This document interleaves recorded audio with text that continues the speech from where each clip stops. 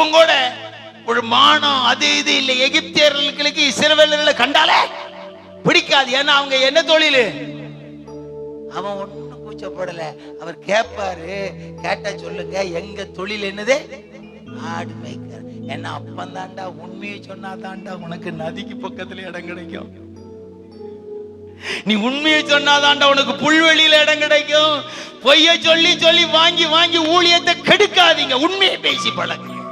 புல்பீட்ல விசுவாசிட்ட உண்மையை சொல்லுங்க. 10 ரூபா வேணுமா? உண்மையை சொல்லி கேட்டுவாங்க.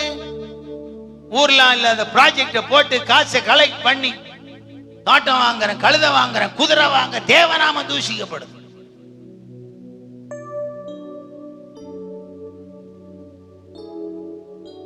உண்மையை சொன்னான்.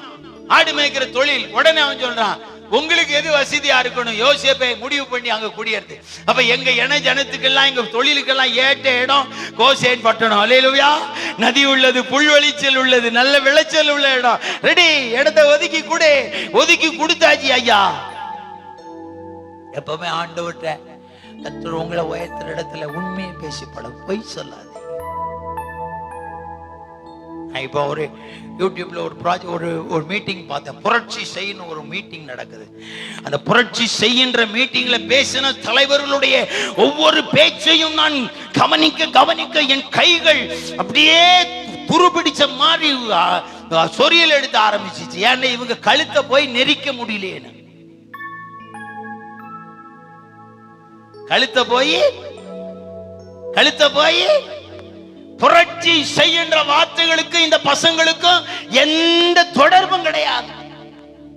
ஆனா புரட்சி செய்கின்ற தலைப்புல கான்ஃபரன்ஸ் நடக்குது. கர்த்தர்ட்ட சொன்னேன், இருதயம் வெடிக்குது, மனபாரம், அழுக வருது. எவ்வளவு நாள் பொறுமையா இருப்பீங்க?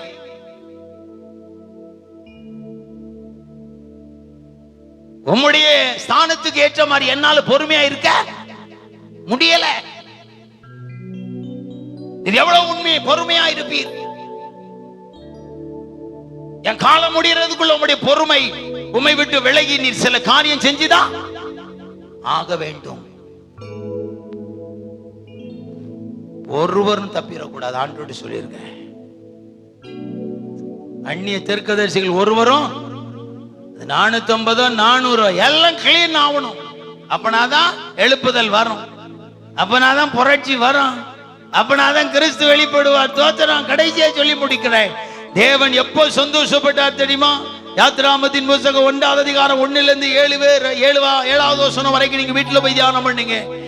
எப்ப 70 தேவனுடைய தெரிந்து கொள்ளப்பட்ட ஆபிரகாமின் சந்ததி எகிப்துக்கு குடி போனதோ அப்பொழுது தேவனுக்கு மிகுந்த சந்தோஷம் உண்டாயிற்று. அல்லேலூயா.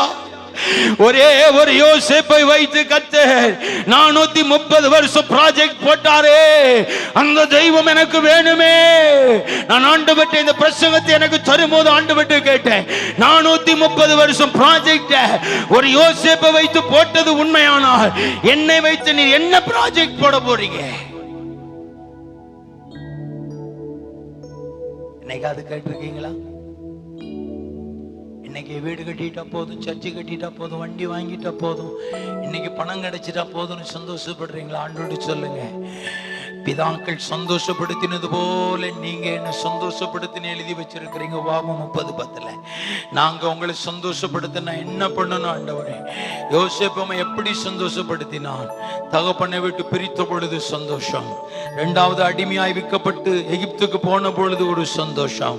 3வது பாவத்தை விட்டு விலகி ஓடின பொழுது நீ சந்தோஷப்பட்டே. 4வது சிறைச்சாலையிலே கொண்டு போகப்பட்டு குற்றஞ்சாட்ட பொழுது சந்தோஷப்பட்டீர். 5வது நீர் என்ன சந்தோஷப்பட்டீர்? பார்வோனுக்கு அதிகாரியான பொழுது சந்தோஷப்பட்டீர். 6வது எப்ப சந்தோஷப்பட்டீர்? ஒரு யோசேப்பு நிமித்தம் யாக்கோப்பின் சந்ததியாகிய 70 பேரை எகிப்தில் குடியமர்த்தின பொழுது தேவனுடைய இருதயம் எத்தனை சந்தோஷப்பட்டது அவர் நினைத்திருப்பா. 430 வருஷம் உன் ஜனம் எகிப்திலே அடிமைகளா இருக்கும் என்று ஆபிரகாமிட்ட சொன்ன வாக்குத்தத்தத்தை இந்த யோசேப்பின் மூலம் நிறைவேறுகிற பொழுது பிதாவுக்கு மிகுந்த மகிழ்ச்சி, மிகுந்த சந்தோஷம் உண்டாயிற்று. பிதாக்கள் தேவனை சந்தோஷப்படுத்தினது போல நீங்களும் ஆண்டவரை சந்தோஷப்படுத்துங்கள். கண்டிப்பா கர்த்தர் உங்களை பெருக பண்ணுவார். நான் உண்மையை சொல்லுகிறேன், என்னுடைய ஊழியத்தில் 36 ஆண்டுகள் கர்த்தரை சந்தோஷப்படுத்துகிற ஒரு பிரதான ஊழியத்தை செய்து கொண்டு வருகிறேன். அவர் எனக்கு துரோகம் பண்ணினதில்லை, எனக்கு குறை வைத்ததில்லை, என்னை கரைவிட விட்டதில்லை, பாவம் என்னை துரத்தி என்னை மிரட்ட கர்த்தர் இடம் கொடுத்ததில்லை. எனக்கு மதிலாயிருக்கிறார், எனக்கு கேடகமாயிருக்கிறார், எனக்கு வெளிச்சமாயிருக்கிறார். கேட்டா சொல்லுவார், நான் ஒரு பெரிய ஊழியம் செய்யலையப்பா. அவர் சொல்லுவார், உன் நிமித்தம் நான் படுகிற சந்தோஷத்துக்கு பல தலைமுறைகளுக்கு நான் நன்மை செய்ய கடனாளியாயிருக்கிறேன் என்பார். பினேகாஸ் அப்படிதான் 2 பேரை குத்தி கொலை செய்த பொழுது 4 தலைமுறைகளுக்கு நன்மை செய்ய தேவன் கடனாளியானார். ஊழியக்காரர்களே, ஊழியக்காரிகளே, உன் தேவனை சந்தோஷப்படுத்துவதற்கு நீங்கள் உங்களை அர்ப்பணம் செய்து நீங்கள் ஊழியம் செய்யுங்கள். நீங்கள் செத்தால் உங்களுடைய தலைமுறைகளை இடுப்பில் வைத்து சுமக்கிற தெய்வம், தோள்மேல் சுமக்கிற ஒரு தெய்வம் ஒரு நாளும் கர்த்தர் கைவிட மாட்டார். தேவையில்லாத தரிசனம், தேவையில்லாத ப்ராஜெக்ட், தேவையில்லாத விஷன், இதெல்லாம் உங்களுக்கு அவசியமே கிடையாது. கர்த்தர் சொல்றதை செய்யுங்க, காத்திருங்க, கர்த்தரிடத்தில் ஒப்பு கொடுங்க. அவர் சொல்லுகிற சத்தத்துக்காக உங்களுடைய செவியை திறந்திருங்கள். அப்பப்பொழுது அவர் சொல்லுகிறவைகளுக்கு நீங்கள் கை கொள்ள பிரயாசப்படுங்கள். அப்பப்போ அவரிடத்தில் திரும்ப கற்றுக்கொள்ளுங்க. நீங்க ஒன்னும் பெரிய பரிசுத்தவான் கிடையாது. நீங்க எல்லாம் ரொம்ப பரிசுத்தவானா? யாராவது நான் பரிசுத்தவான்னு சொல்லுவீங்களா? கர்த்தர் சொல்லுவா நீ பரிசுத்தவான்னு. அம்மாமார நீங்க சொல்ல முடியுமா? சொல்ற தைரியம் ஆற்ற இருக்கே. தமிழ்நாட்டில் இவ்வளவு ஊழியக்காரங்க இருக்கிறாங்க, எல்லாரையும் பார்த்து கேட்கிறேன், நீ 70 வயசுல அடங்கி ஒடுங்கி இருக்கிற பொழுது நீ பரிசுத்தவானா இருக்கலாம். நீ 40 வயசுல எப்படி இருந்த, 35 வயசுல எப்படி இருந்த, 30 வயசுல எப்படி இருந்த, அந்த ஸ்டோரி ஆண்டவருக்கு தெரியும். நான் 80 வயசுல நான் ரொம்ப தள்ளாடுகிற வயசுல எழுமி நின்று பிள்ளைகளே நான் ஒரு பரிசுத்தவான் சொல்லலாம். அதுக்கு தைரியம் வந்துச்சு. ஏன்னா நாடி நரம்பெல்லாம் அடங்கி ஒடுங்கிருச்சு. இப்ப நான் 35 வயசுல கல்யாணம் பண்ணி அப்படியே ஜெகஜோதியா இருக்கும் போது நான் பரிசுத்தவான் சொன்னா, அவர் மேல இருக்கிற ஒரு தலையில ஒரு குட்டு டபக்குன்னு குட்டுவார். நைட்டு அவர் பிரசங்கம் பண்ணும்போது குட்ட மாட்டார், நைட்டு குட்டுவார். அவர் எப்ப கூட்டுவார்னு தெரியாது. அவருடைய எனக்கு ரொம்ப பயங்க. நான் உலகத்துல ஊழியத்துக்கு வந்த பிறகு ரொம்ப பயப்படுறேன். ஆண்டவர் ஊழியம் செய்ய செய்ய அந்த வசனம் வாசிக்க ரொம்ப பயம். அவரை நினைச்சாலே எனக்கு பயம்.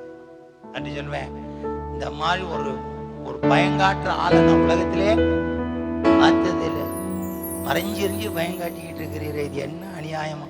அது சொல்லுவாரு, எனக்கு பயப்படுற பயம் உன் முகத்துக்கு முன்னாடி இருக்கணும்ன்றதுக்காகத்தான் சீனாய் மலையிலே இறங்கினேன். நான் அப்படி இறங்கினா உனக்கு இல்லையே.